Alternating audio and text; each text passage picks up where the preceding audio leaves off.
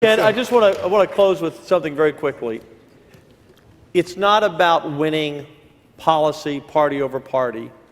It's not about what plan and specifics has to be exactly perfect. What it's really about is the future of our state and our country.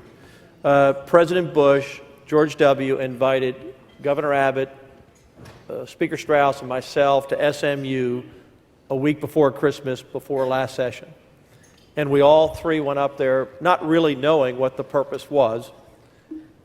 And his singular point to us was he wanted the three of us to understand his view as a Texan, as a former governor and president, the most important policy issue we would take up would be education.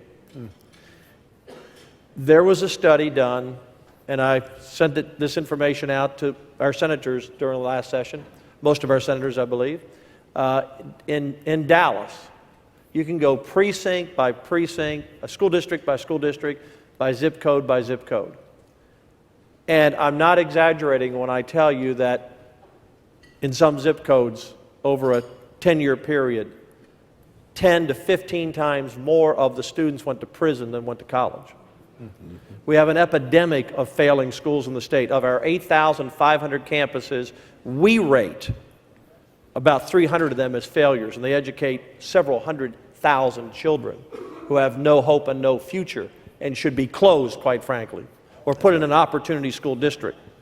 We cannot tolerate this to continue much longer, or you're going to have a society in the near future of haves and have-nots, of educated and uneducated. And that leads to all type of systemic problems in our society and in our country.